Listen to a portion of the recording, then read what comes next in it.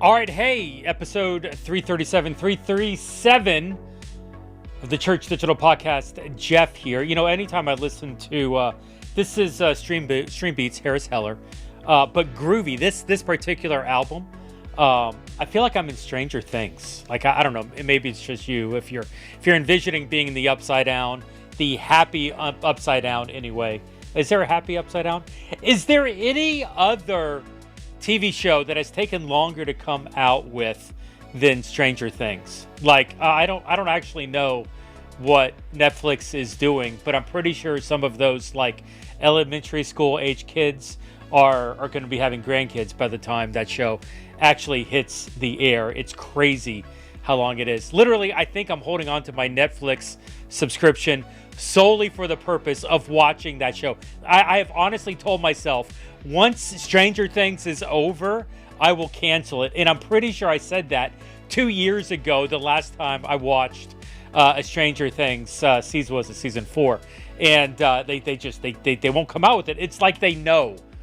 They're trying to figure out how to get my, what is it, at this point, $99 a month. It's not that much, but it's like they find a way.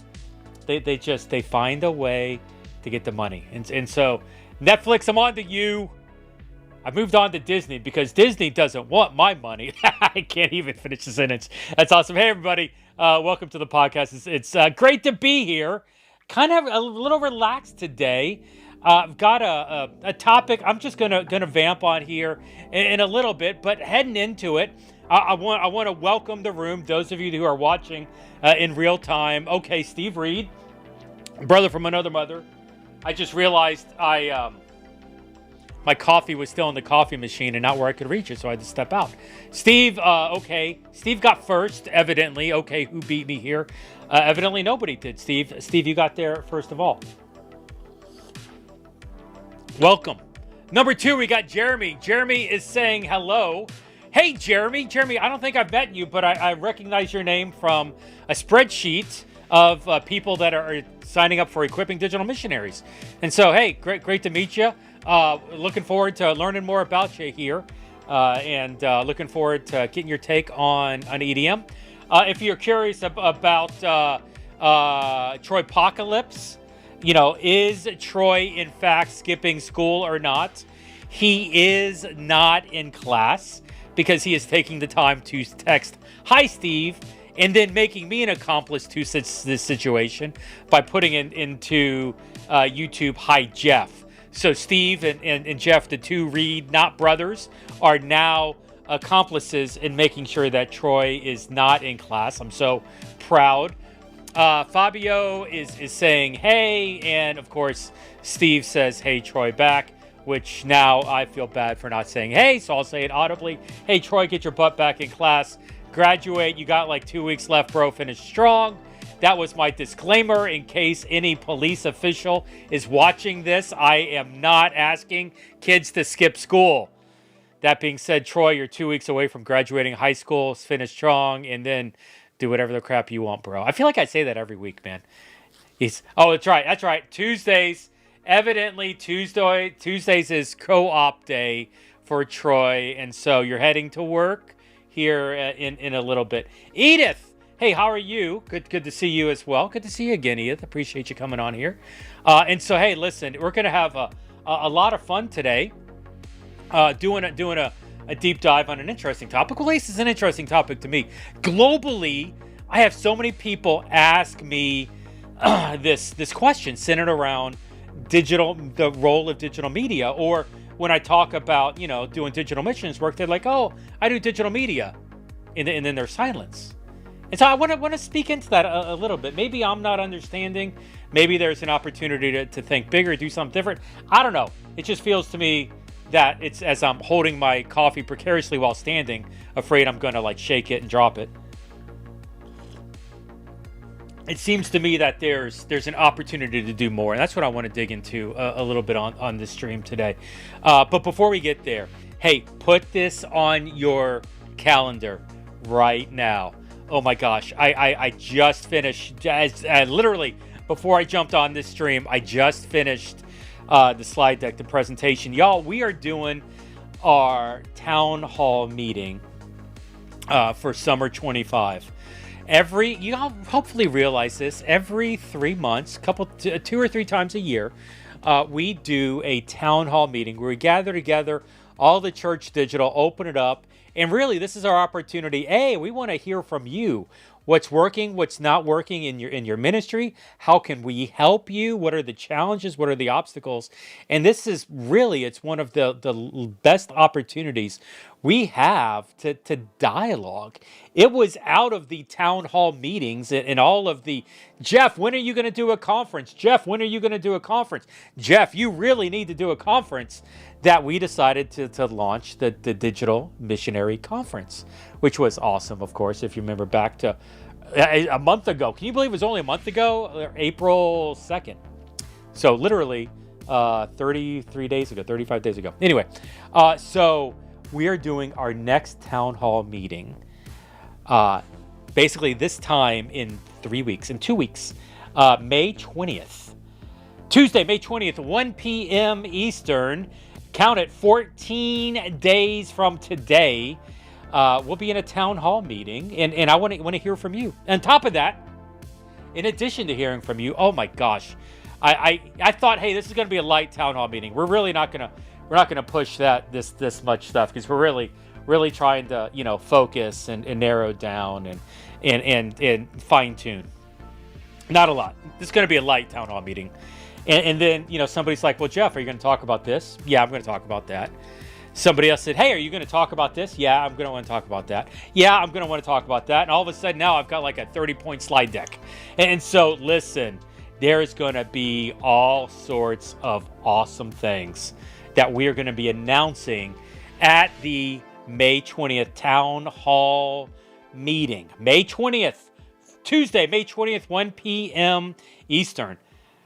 Including, I'm not even sure I'm going to open with this or not. It'll remain to be seen. I'm announcing the conferences. Wait, did he say conferences? Jeff, how many conferences are you doing? More than one? More than two? Maybe more than 3? Listen, we're going all in, baby. You do not want to miss the town hall. Tuesday, May 20th, 1 p.m. Eastern, right here on TCD's YouTube. You're not going to make it live. We'll watch it on demand, but live is so much more fun. We'll have some interactive components like we always do with the town halls, and we'll see you live in the show. Okay, hey, and you know what? We've got some new things coming up with the stream as well. Looking at making some adjustments. Was talking with the team over the past couple days about that. Love hanging out with y'all. Love doing this. We'll continue doing this until probably I'm dead in the grave, or until I can find out somebody better to do it than me. No, but we want to fine tune. We're going to start to highlight some partners, some opportunities, ways to equip you better. Not only like partners, but really equipping tools. Like, what are some platforms that you all can be using and taking advantage of as ways to highlight tools and things that can help you do the ministry you're doing. On top of that, we really want to highlight, even on top of that, some of the outposts that we're working with and that we're starting to build up. Some of these regional networks that are excited about doing ministry. And you know what? I've been wanting to send an email out for, oh my gosh, Jesse Carbo, I've let you down again. I've been supposed to send this email for a month.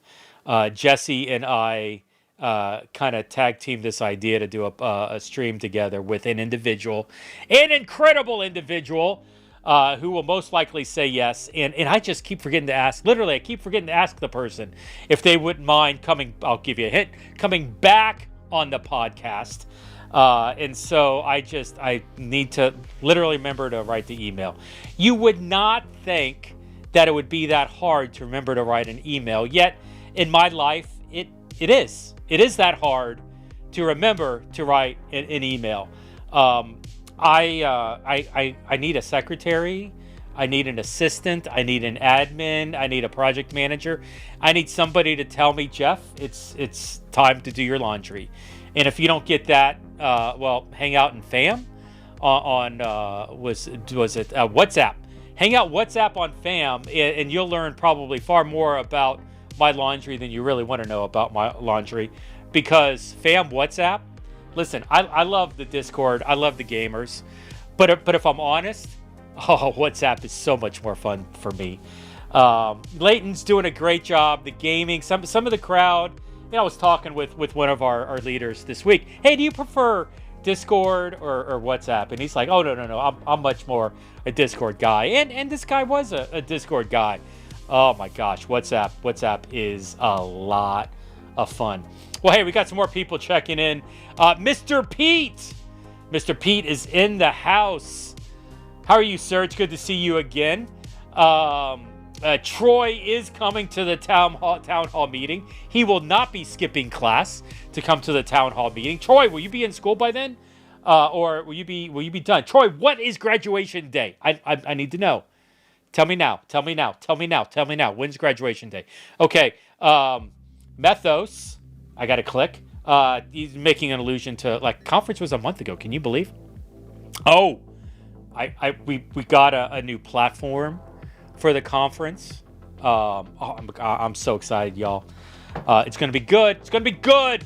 We are learning lessons and we are moving on. It's going to be great coming up here for the Digital Missionary Conferences coming in fall 2025. Troy, yes, it is hard to write and email. It's I'm going to assume you meant an email, and that was a typo. Troy, you're in Pittsburgh. Where are you? You're in Pennsylvania. I'm trying to think of the name of the city. Who was I just talking with? Somebody who's coming up to your neck of the woods. I'll think about it later. Don't worry about it. Hey, so here's what happened. I'm hanging out in my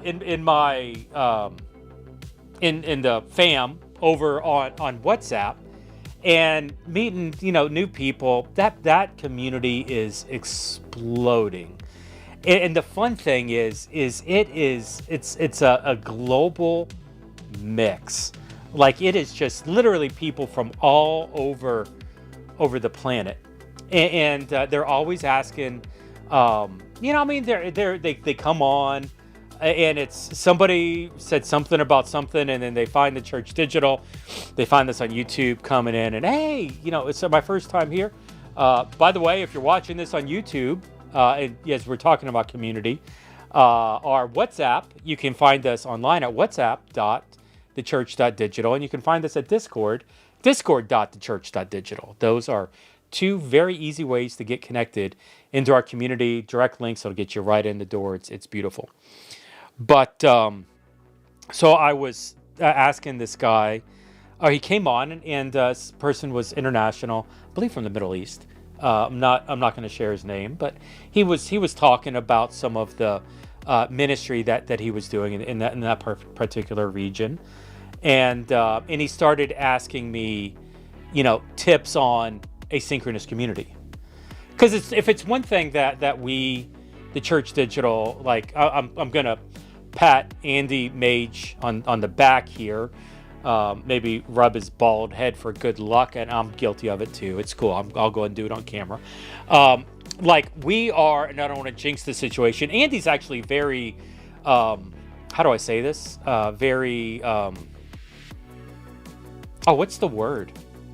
Like he gets scared of like jinxes and stuff. Superstitious. Andy's very superstitious. And so when I say, hey, you know what? Things are really going well in asynchronous world for the Church Digital. And Andy's responsible for asynchronous, for digital community. Like, he wigs out. He's like, oh my gosh, Jeff, you just jinxed it. Don't do that. And I remember this particular conversation. Actually, Steve Reed was like, what's asynchronous? Or, it took me like a month to figure out what asynchronous was, Jeff, because you say the word so much. And it was funny. It is true. We do talk about asynchronous a lot. And so I went up to ChatGPT. I'm building an agent kind of on the side. of ChatGPT, and I said, hey, scour all of the Church Digital's blogs and videos and write a 3,000 word article explaining our view of asynchronous communities. And you can find that now on WhatsApp. And I think I put it on Discord too. It's a pretty good article. Like, all things considered, go ChatGPT nailed that sucker pretty well. I also really wish ChatGPT would learn how to do my laundry, which is another conversation that I mentioned earlier, but I don't want to get into it here. But this individual, I said, so what are you doing with what's your strategy right now?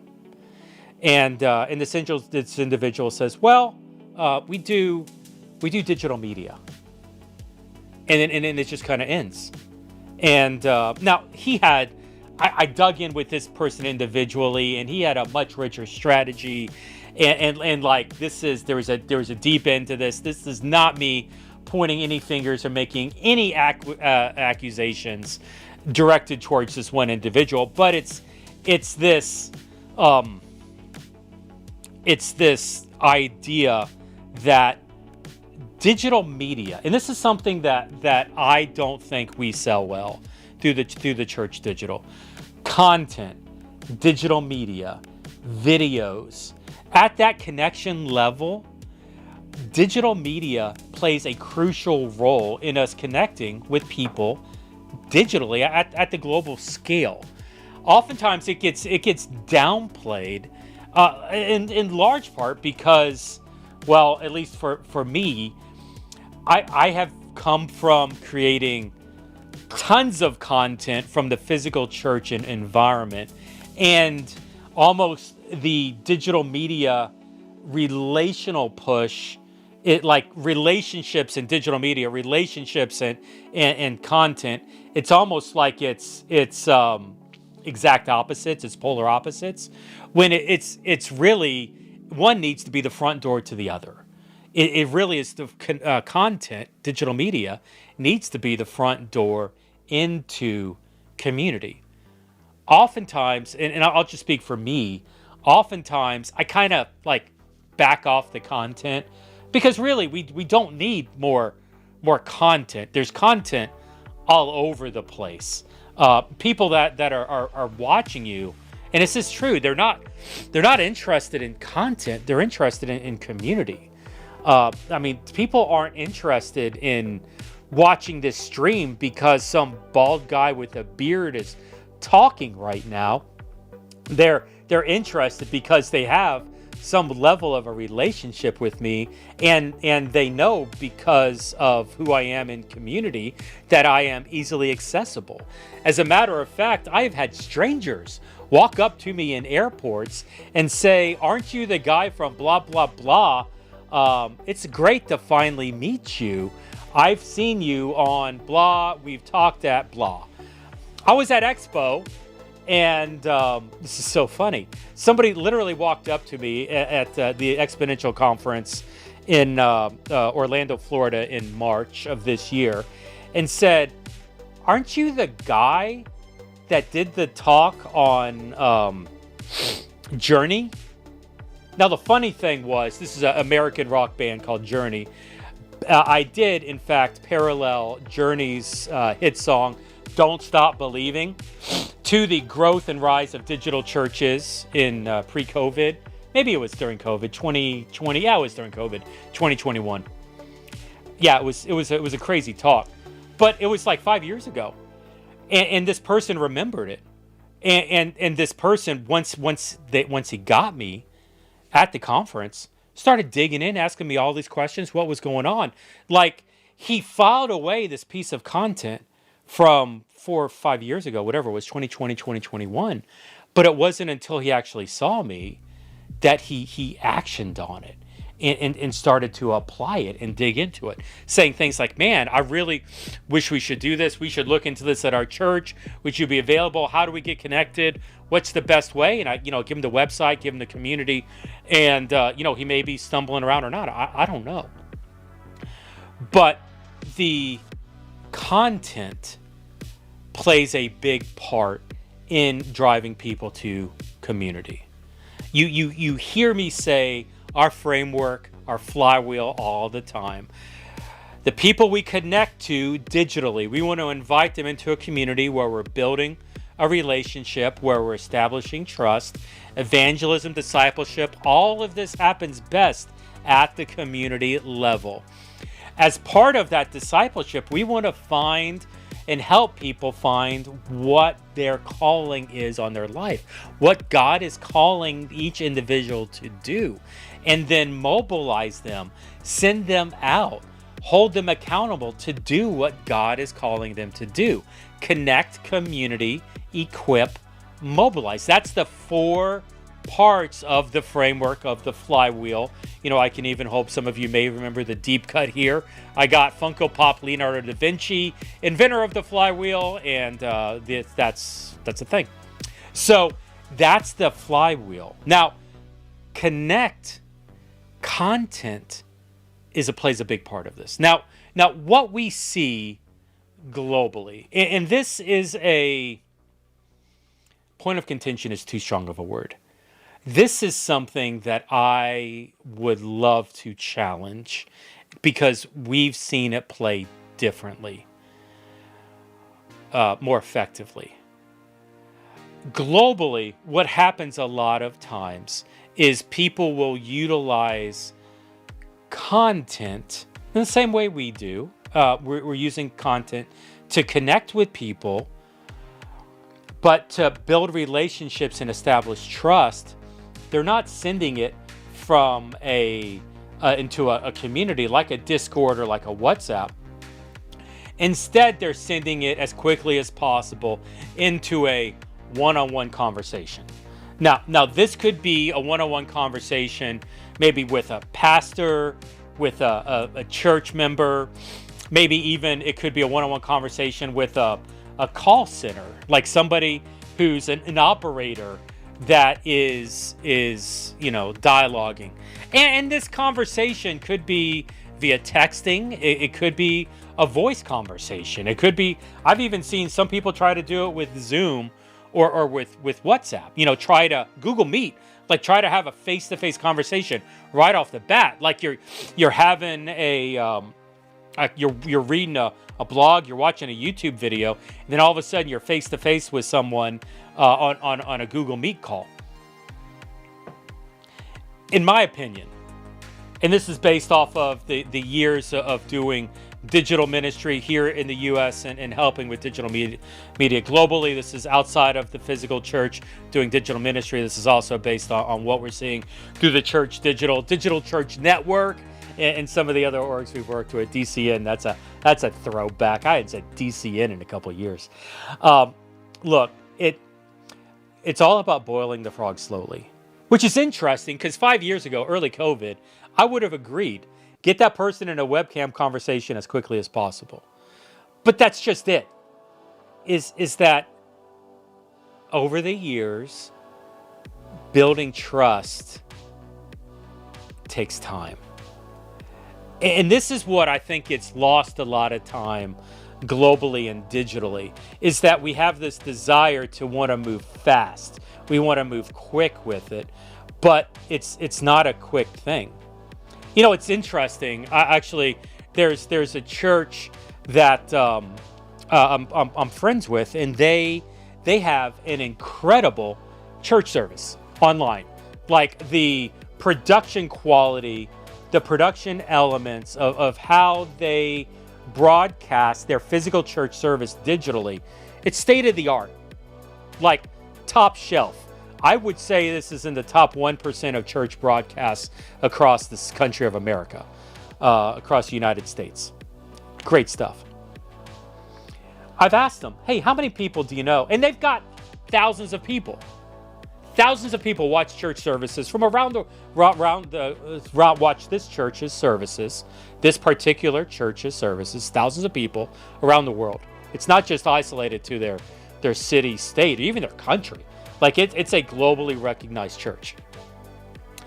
Here's the challenge. Hey, out of the people that are watching, how many do you actually know? Like, online pastor, how many names? Rattle me off 50 names right now. Can't do it. 30 names? 15 names? 10? 5? You could probably do 5 to 7. And it's this unfortunate reality with having ministry that's based on media, digital media, based on content, is that it's very easy to not know the people you're interacting with. Listen, people, it's so funny when people call me an influencer. I just kind of roll my eyes because I don't even know what that means for me. I humbly, I do not wear that label well. But I would say this, is that you have to work hard to make yourself accessible if you're in the game of content. Because as nice as it is for people to listen to you, they really want to interact with you. They really want to talk about them and have you listen to them. They want to ask you questions about what they're going through, or they want to tell you what they're doing and have you approve, validate, help in what they're doing. It's funny when I talk to I did it today. I was talking to a digital church planner. He wants to plant a church in gaming, and I think he's in Indonesia. You know, it's funny. I always get Indochina and Indonesia mixed up in the head. I think he was Indonesia. I'm not actually sure Indochina is a country. I am not good at geography, and if my father's watching, I'm sorry. He was a geography teacher for years, and he's yelling at me right now. If he's watching, he's literally screaming at the computer monitor, screaming, Madison, I'm mad, son. Oh my gosh, that just triggered me. If I'm going to start crying in a minute, I'm going to be in a ball over here. But that's another story for a different day. That was a long rabbit trail. Wow, let me try to come back. The fact is that they want to interact with you. This guy I was on the call with today in Indonesia, I literally spent just asking him questions and letting him talk, getting him to share with me. Listen, I could have lectured the guy. I could have got on a soapbox and told him, but I want to hear from you. What are you doing? Position me as a learner in that situation. Digitally, in order to build trust, in order to establish relationships, you got to shut up. You have to stop talking. What we're doing right now, you are not building a relationship with me. I'm telling you what to do. And I'm telling you, this is not the method to build relationships. This is the method to monologue. And so you can establish expertise at that level, but you're not establishing trust. And this is where you need to ask questions and let others do the talking. It's funny. I've got this, I use, so we know this. We use Fathom. I use Fathom. If you have a Google Meet call with me, a Zoom call with me, I can skip around. Like it's great. I can search. It's AI based, so I can ask questions. Hey, what did I say? And instead of having to scroll through pages of dialogue, it actually pulls it AI-wise. It pulls it from the record and shows me. But there's a little add-on that I love about Fathom, where up in the upper right-hand corner of my computer monitor, when I'm recording the meeting, it says basically, you've been talking X% of this meeting. So on this call, I've been talking 100% of the time because I'm streaming. I don't have a guest. It is me lecturing for this one. That being said, when I'm on a Google Meet call and, there's 4 or 5 people in the room and my percentage says that I've been talking 85% of the time, well, that means no one else is doing the talking except for me, and that's not. In times I think it's okay, but it's better to do instead of monologue. Now, what's interesting is I think I just lost internet. Maybe it's coming back. I'm seeing my internet kind of hiccup on me here a little bit. Oh well, we're gonna just roll with it, and hopefully it works out. I think this is going to be recorded on my desk, and so worst case scenario, we'll just upload it. It's important to ask questions more than making statements. Listen more than you talk. Use question marks more than periods. Don't use exclamation marks. Don't platform. Don't scream. dialogue with people through the process. And what you'll find in those situations is that God will use you as a way to help you understand how best to engage. As I was talking to my friend here in Indonesia, all of a sudden, an idea of how to approach the conversation. It let me see his motives. It let me see what his giftings were. And I could ask more questions. We've been doing a lot lately talking about active listening. And this is really the opportunity for active listening, where we can start to highlight some of these ways to listen, to engage more with people instead of pushing an idea or pushing an agenda. And so using content like this stream or like Twitch or like TikTok or Instagram or Facebook, using all of these different things are definitely viable because it's a way to connect with people. But it is not the only thing you should be doing.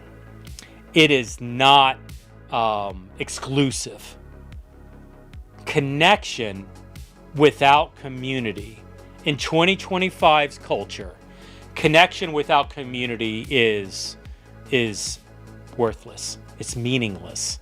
You have to have the community in order to be effective with evangelism and discipleship. Now, okay, wait, Jeff, are you telling me that God can't? Yes, God can. Yes, the Holy Spirit can.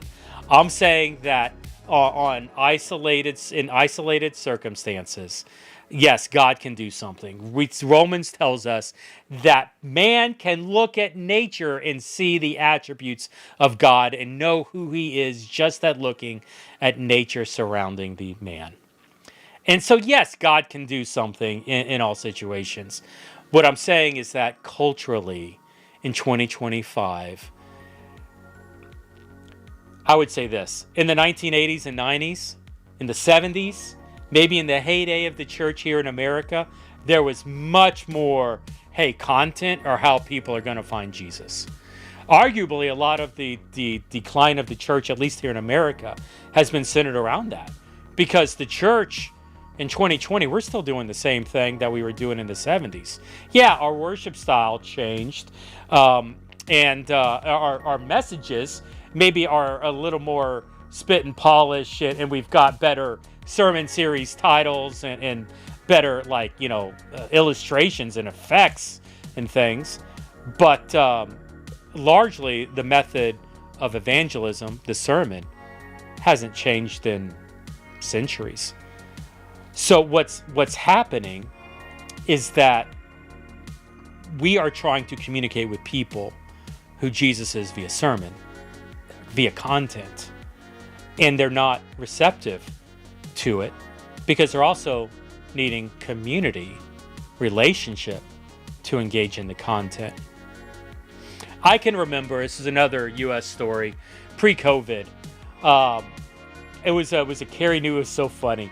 This was I can tell you the name of the church. I'm not going to, but this podcast always stuck with me. It's a Carrie Newhoff podcast, pre-COVID, and Carrie's interviewing a lead pastor of a mega giga church. This is pre-COVID, and the senior pastor of this mega giga church, probably 20,000 people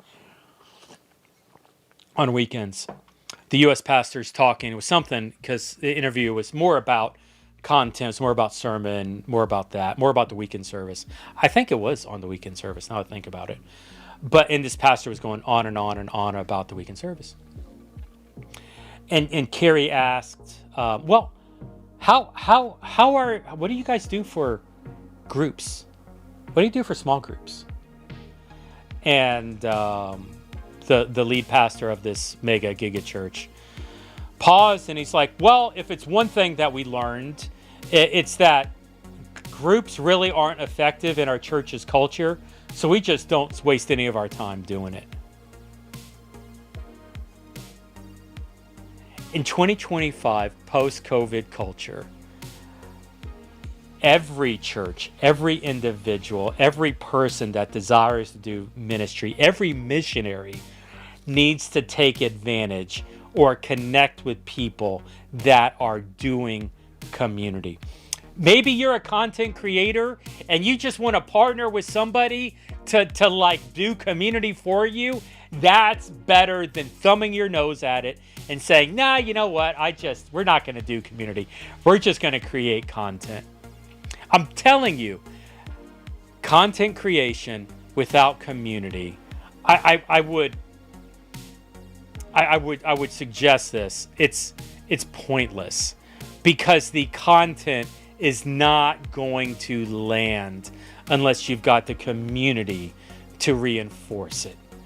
I mean, even stupid memes mean more when there's a community to dialogue with and to crack jokes and to unpack it at a deeper level. This morning, I posted a really, I don't know, I thought it was funny. It was a news clipping article of, maybe it was real, maybe it was AI, which would make it even more funny. But it was this woman quoted in the newspaper. Her photo was included. It looked real. And she's like, I long for the day when AI does my laundry so I can do more art instead of AI doing my art so I can do more laundry. I thought that was funny. And so I posted it in the group, and that's why all of a sudden we start talking about Rosie and my ridiculous mountain of laundry that I've got in my closet right now. True or false, I may have been wearing the same pair of jeans for multiple months at this point. Like, it's been a stretch since I've done laundry. Confession hour. Pray for my wife. She desperately needs it. Not because she's doing my laundry, but because she's got to put up with me when I don't do laundry. Where am I going with this? Is that community accelerates. Community validates. Community, what's the word I'm looking for? Multiplies. Community exponentially increases what's happening on the content. You want to pour gasoline on the flame of what you're doing? Involve community. And the idea of, I'm going to drive that conversation to a one-on-one. In my opinion, and what I've seen, a one-on-one conversation too soon chases people away. Or at least, let's say, a large percentage of people away. There are some people that will go to this is going to be a bad analogy, forgive me, but there are some people who will, in fact, go to the meet the pastor portion of the after-service ritual at your physical church building. They'll go see the sermon and, I'm a first-time guest. Let's go meet the pastor and shake his hand and learn whatever they want to, whatever happens in that space. Usually, it's not the first-time guest that goes to those things. Usually, it's the people that have been around for a long time that want to talk to the pastor. And you actually have to work, trust me, you have to work really hard to keep the usual attenders out to make it about the first-time guests. Meanwhile, the first-time guests are exhausted from the experience. They're picking up their kids, and they're getting out of Dodge as quick as they can. The point being is that getting people into a face-to-face conversation is not the best way to build relationships slowly. It gets awkward. And so even in digital, using the digital community, using one to many, where I can be part of the community, but I can step back. I can be on the outside. I cannot be engaging. I can kind of be passively watching and listening and see if I like it. I can test drive before I get put on the spot. It's funny. It's back in the 1980s. The church that I was like in elementary, right? I was little kid, and so the church that I was at, First Baptist Church of P. Ryan, down here in Miami, Florida. We would anytime somebody was new, we made them fill out that, now we call them connection cards, but it was a visitor card where they give their information and let them know, and lots of people would fill it out. But there was this little rose sticker. Literally, it was a sewn cloth threaded red rose, with like adhesive sticky on the backside, and people would put it to their jacket lapel, right? Yeah, that's jacket lapel. And so like, hey, I'm a visitor. Look at me. And in the 70s, people wore that because it was comfortable. It was proud. There was pride in being involved, being a first-time guest and new. And lots of people would, go around, hey, it's great to see you. Welcome to the community. And like, that was the way to bring people in. 2025, people don't want to be singled out like that. 2025, they want a little more control, especially digitally. Digitally, you want to give people control of their destiny. You want to let them drive their engagement and discipleship process. Digitally, you do not want to shove down them more and more content, force them to. 2025, you want them to have access, to be able to pull in. The more you shove, the less they're going to receive, the more quickly they're going to unfollow. The more you allow them to control, the deeper they will go, which means more engagement for you in the long haul. Now, here's the challenge. By doing this, you have to agree to go slowly. This is not microwave. This is crock pot. This is a slow boil. This is not, I'm going to go from 0 to 1 million overnight. It's going to take time. Do you want it to go fast, or do you want it right? And fast will get you a percentage, but it's not going to be the numbers that time would be. By the way, fast is also expensive. It's like, do you want it fast and expensive, or do you want it slow and cheap? And then do you want it good, or do you want it bad? Like there's a whole like 3 trifecta there, where it's like, how do you want it? What quality, what time, and what how, anyway, there's like 2. My brain totally lost that thought. But how you are utilizing content to connect with people is hugely important. And that digitally, you give it time. Now, we're just coming off Equipping Digital Missionaries, EDM. We've got maybe a dozen churches, I would say, that are currently in Equipping Digital Missionaries cohort, and coming off it. And they're like coming into EDM saying, I am curious about my church launching and starting a digital missionaries program. And this is not broadcasting church services. This is developing missionaries and sending them out to be on mission for Christ digitally. Content plays a huge part in that. Content, but it's not church content. Arguably, you're asking the people that are volunteering for this to create content for something different. Like, I know there's a couple churches right now that are exploring the idea of gaming churches digitally. And if you're doing that, that's great. But you're not starting something, but you're not broadcasting your church services on Twitch. You're creating content that engages with gamer community, and then putting that in a place where gamers can access it, to start to build relationships with gamers, to draw them into your Discord server, or you are going into their Discord server without community, without content, and just building relationships in random Discord servers, which is a great play as well. It's a little easier on the non-content creators, but it takes time either way to develop it through. My point being is that it takes time to develop relationships digitally. Tyler Sansom, over at First Capital Christian, Corydon, Indiana. Tyler, one day I'll come visit you. His church has always been the church that I want to come see. And Tyler has said to me over the years, it's maybe the best piece of advice. I called him once during COVID.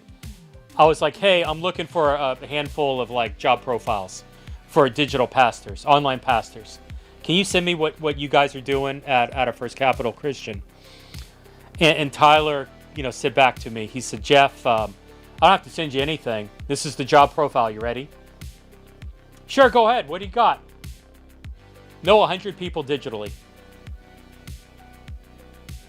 Be in relationships with 100 people digitally that you are not in relationship with physically. That was the job profile.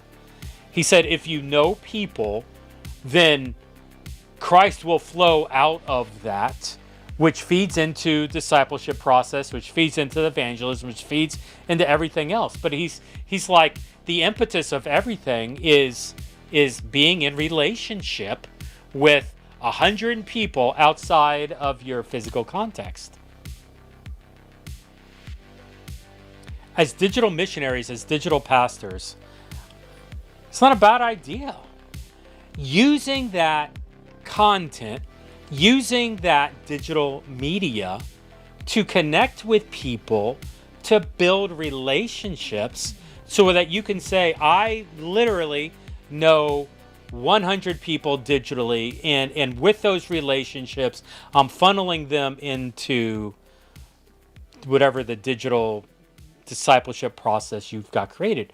I'm sharing Jesus. I'm discipling them. I'm helping them draw closer to who God is and helping them find what God's calling is on their life. These are not that radical of ideas, but respect that by doing that, the answer is not just we do media. Like for the content creators that are out there, and I say this very gently, respectfully, it's like you do content and what? Now what? You do content, now what? I can remember there was a season in my ministry career, I was production director for a mega large multi-site church down here in Miami. And there was a stretch, new leadership, new change of guard. We lost a lot of our existing leadership and volunteer base. And there was a season in this church's life where it was all about the weekend. 100% of all, like the church was so thinly strapped that 100% of the effort went into the weekend.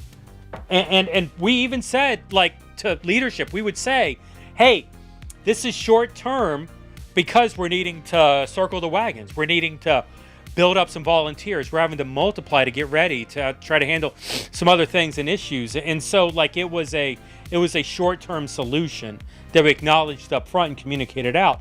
This isn't the long-term strategy, but we could barely survive just doing the little bit, just doing the weekend.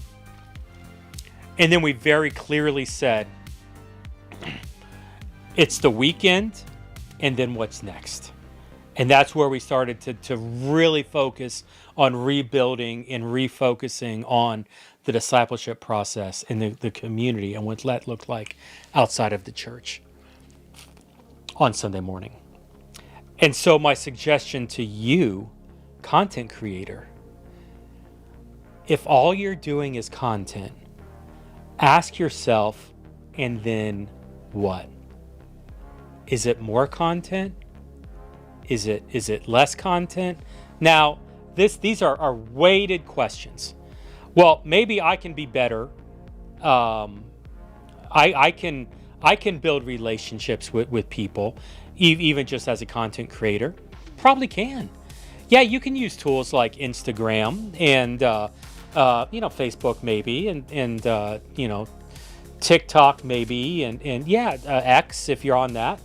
Like, you can use those to create community. Can you scale community? Is it the most effective ways to do that? I mean, these are questions to ask and to pray through. I mean, maybe God wants you to stay where you are. It's not for me to say what's right and what's not right for you. What I do want to do is cast vision and maybe share an idea of it's not just about the content, but what the content leads into. It's not just about the Sunday morning service, physical church people, but what that physical church service leads to. It's not just about watching a church service online, but what it leads to. It's not just about creating a series of videos on YouTube, but what it leads to. Like, whatever that next step really is arguably the first thing that's not a vanity metric.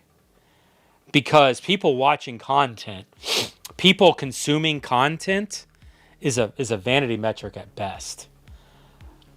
Leading consumers to do something beyond just consuming content, that's the first step that's not vanity. That's the first step that's actually showing you what ministry can do. Getting consumers to consume, that's easy. Getting people to do something with what they've consumed, that's where I think it happens, right? Anybody could follow Jesus. It was trusting Jesus enough in Luke 6 when he started talking about eat my flesh and drink my blood to not run away, and then being with him for 3 years to the point that when all of a sudden they started getting crucified, oh my gosh, did I just Jesus juke that? I think he did. Like when Jesus, it's always drove me nuts. Okay, people who believe that the disciples made all this crap up about Jesus. Yes, there was historical Jesus. Yes, he died. We're coming off of Easter, but he didn't rise up. The disciples faked that. Why?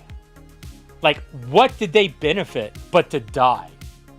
To be martyred down the road? Why would they not just run away? Jesus, in the 3 years that he had access to them, established trust, built relationships, and discipled them in community.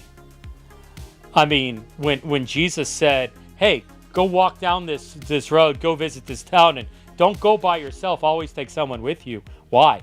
Community. Does community be, you and God? Sure. Can God speak via nature itself? Yeah, Paul says so. Can God use 2 or more gathered? Yes. 3 or more gathered? Yes.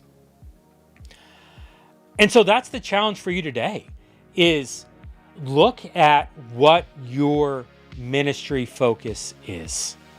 Do you consider yourself a content creator? Do you consider yourself a community builder? Are you more of a teacher equipper? Are you a mobilizer, somebody that wants to empower others to do ministry? Whatever your different role and purpose is, I would suggest to you that you need all 4 of the framework, all 4 of the flywheel: connect, community, equip, mobilize. You need all of that represented in order to be effective in doing ministry, especially in church and in missionary space. And if you're just playing a part of that, well, then maybe you need to work and partner with someone who can help you fill in the rest of those gaps. An equipper that's at a digital church that doesn't have connect and community, well, that church is going to struggle because an equipper doesn't have a front door that's going to generate the leads, the people to come in. Can the Holy Spirit do something in that situation? Of course. But does that mean we should put all the eggs on that? And if the answer is yes, then you pray like you've never prayed before. And you fast like you've never fasted before. And call for God to create divine appointments in your life. But maybe, instead of just scattering seeds, maybe we could aim and scatter seeds. Maybe we could collaborate and scatter seeds. Maybe we could work together and be more efficient scattering seeds. What I'm suggesting is not the antithesis of the Holy Spirit. I think even where 2 or more gathered in our context as leaders, I think God is glorified when we work together for his purposes. That's the stream for today.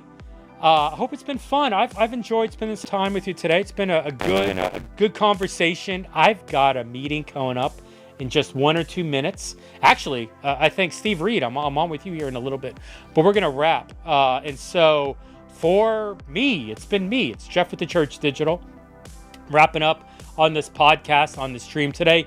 Do not forget, we have our town hall meeting Tuesday, May 20th, 2 weeks away from today. Tuesday, May 20th, 1 p.m. Eastern New York, here on TCD's YouTube.